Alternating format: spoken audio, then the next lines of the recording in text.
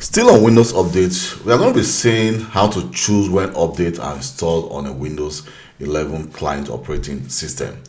So if, for example, Windows need to restart your system to complete the installation of an update, you have the option to restart immediately or specify a time when you want the system to restart. So if you do neither of these things, Windows Update will restart at a time outside your designated active hours. So if I go to my start menu and I go to settings, under settings here you can see we have Windows Update. So I'm going to be discussing on managing the different updates. For example, we have the active hours, how to pause update, and the update history. For example, if I go to advanced options, here you can see the active hours.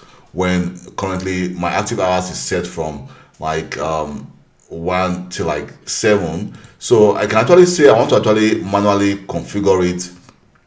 You can see we say manually we can actually choose from 8 to 5, but when it goes automatically, it's actually try to detect when you use your device often, because I always use my device after work or sometimes when I'm working from home.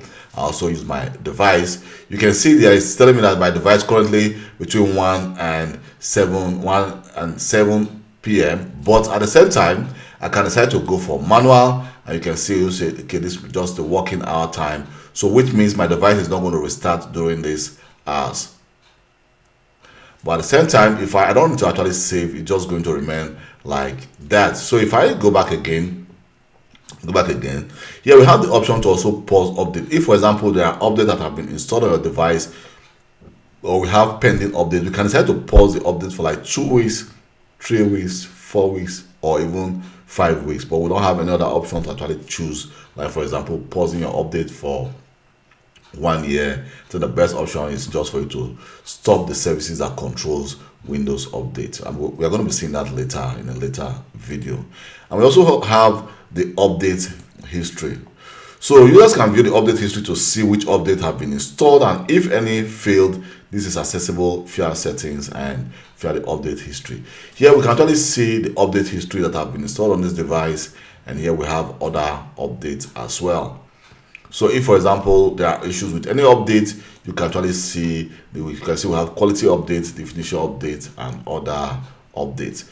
So these are some of the few things you can actually do with your Windows Update. We are going to be seeing more on Windows Update. I don't want to keep this video not too long, so that we can actually go from step to step.